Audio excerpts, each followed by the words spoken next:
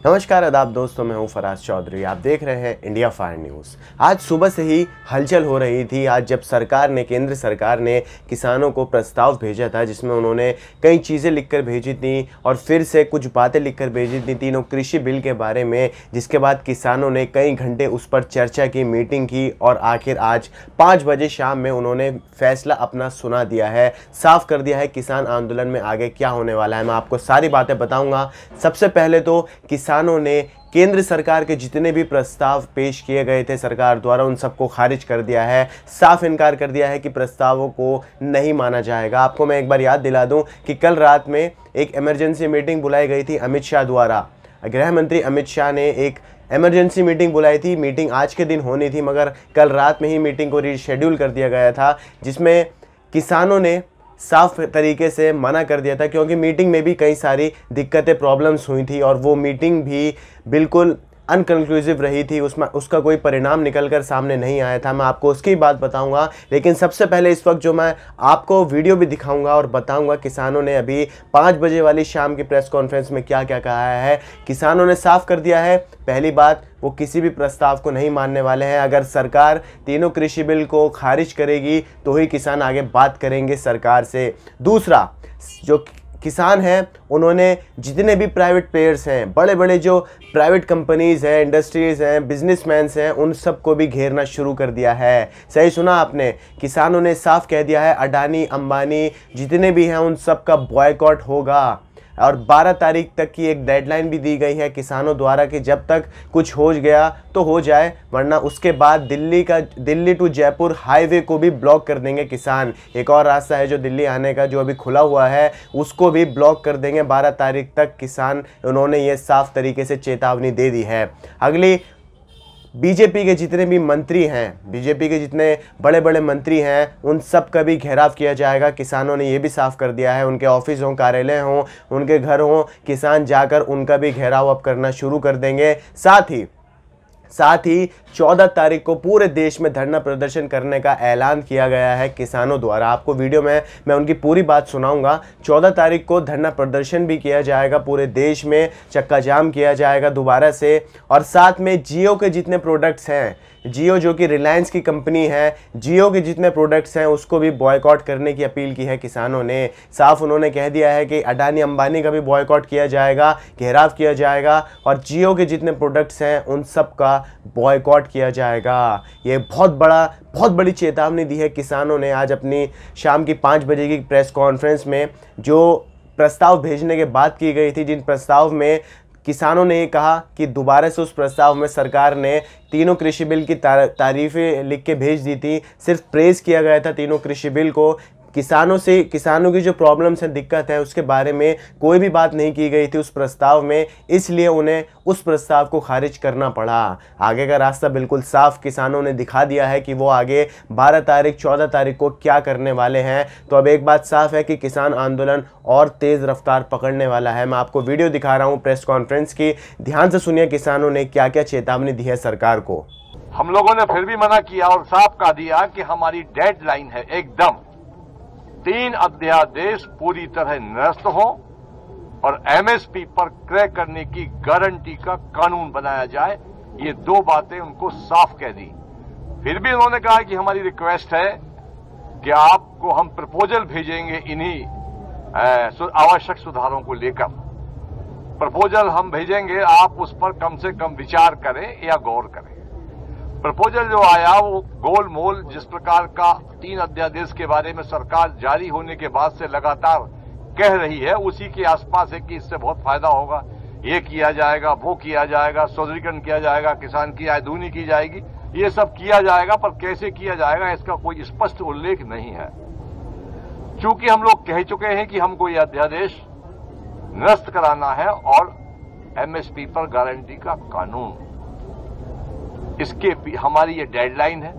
बाकी जो हमारी आगामी कार्य योजना है, हमारे आदरणीय आज के अध्यक्ष जी हैं, उन्होंने बता दिया है कि हमारी आगामी कार्य योजनाएं ये रहेंगी। आंदोलन और तेज किया जाएगा और एक के बाद एक हम दिल्ली की सड़कों को जाम करते जाएंगे और पूरे देश में आंदोलन किस प्रकार से गतिमान हो उसके लिए सारे प्रयास किए जाएंगे। मगर जब तक 3 अध्यादेश निरस्त नहीं होंगे, हमारी जंग जारी रहेगी। तो कल रात में जो इमरजेंसी मीटिंग बुलाई गई थी गृह मंत्री अमित शाह द्वारा किसानों को लेकर, उसमें क्या क्या हुआ मैं आपको वो बताने वाला हूँ। एक फटाफट से आपकी याद ताज़ा कर देता हूँ। तो अमित शाह ने मंगलवार को अचानक किसानों को मिलने के लिए बुलाया था अपने घर। पहले उनके जो हाउस है अमित शाह का, गृह मंत्री अमित शाह का जो घर है, वहाँ पर न्योता दिया गया था किसानों को आने के लिए।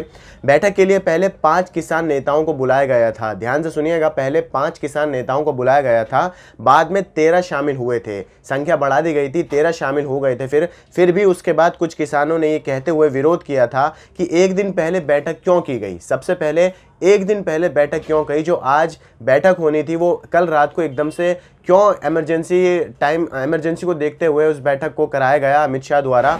दूसरा, 40 की जगह 13 सदस्य ही क्यों शामिल किए गए? पहले जो आज की मीटिंग थी उसमें 40 किसान यूनियंस के जो लीडर्स हैं उन्हें न्योता दिया गया था, तो एकदम से सिर्फ 13 सदस्यों को ही क्यों बुलाया गया अमित शाह द्वारा? बैठक पहले शाह के घर पर थी, बैठक पहले गृह मंत्री अमित शाह के घर पर थी, मगर आखिरी समय में जगह बदलकर ICAR गेस्ट हाउस तय कर दी गई थी। आखिर क्यों? किसानों ने फिर यह भी पूछा आखिर क्यों आखिरी वक्त पर इस मीटिंग को पहले तो रीशेड्यूल कर दिया गया, उसके बाद इसका जो प्लेस थी मीटिंग जहां होनी थी उसे भी बदल दिया गया। एकदम से ये काम हो गया, वो भी रात के टाइम पे सब कुछ हो रहा था, मीटिंग भी वगैरह सब कुछ।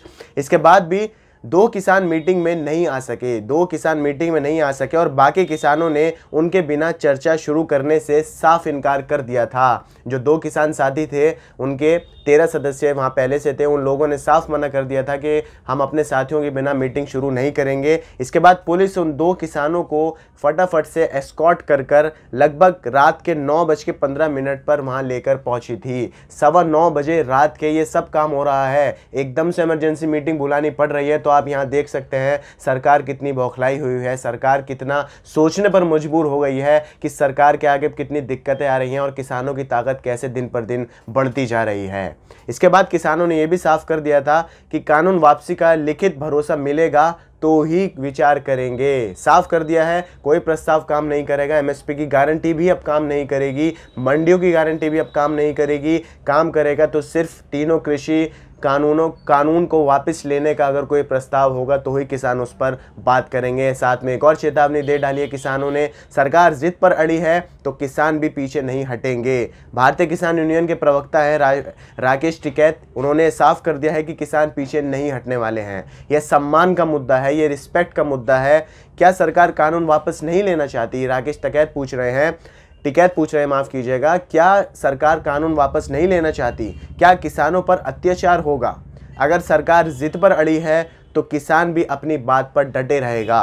कानून वापस होने ही चाहिए। सरकार के प्रस्ताव पर चर्चा के बाद आगे की स्ट्रेटेजी हम तय करेंगे और आगे की स्ट्रेटेजी आपके सामने आज 5 बजे वाली प्रेस कॉन्फ्रेंस में आ गई है, जिसमें किसानों ने आगे का जो उनका प्लान है आंदोलन का, किस तरीके से वो आंदोलन को आगे बढ़ाने वाले हैं, वो उन्होंने साफ कर दिया है। और यकीन मानिए इस बार का जो प्लान है वो बहुत ज़्यादा बड़ा है, क्योंकि इसमें प्राइवेट प्लेयर्स को भी इंक्लूड कर लिया है अब किसानों ने। अडानी अंबानी को भी बॉयकॉट करने की बात की गई है, घेराव करने की बात की गई है उनकी। साथ में जियो जो इतनी बड़ी कंपनी है, प्राइवेट कंपनी है रिलायंस की, उसके सारे प्रोडक्ट्स को बॉयकॉट किया जाएगा किसानों द्वारा। अभी आप संख्या देख सकते हैं किसानों की बॉर्डर्स पर कि पहले तो वो सब लोग बॉयकॉट करेंगे। साथ में जो किसान आंदोलन का समर्थन कर रहा है इस वक्त देश में अलग अलग हिस्से में, अपने घर बैठकर, अपने ऑफिस बैठकर, अपने खेतों में बैठकर, वो सब भी जियो का बॉयकॉट कर सकते हैं, अडानी अंबानी का बॉयकॉट कर सकते हैं अगर किसानों की बात उन तक पहुंच जाती है। साथ में भाजपा, भारतीय जनता पार्टी के जितने भी नेता होंगे उन सब का भी बॉयकॉट किया जाएगा, उनका घेराव किया जाएगा किसानों द्वारा। मैं आपको एकदम से फटाफट से दोबारा रिफ्रेश कर रहा हूं जो अभी हुआ है 5 बजे की कॉन्फ्रेंस में।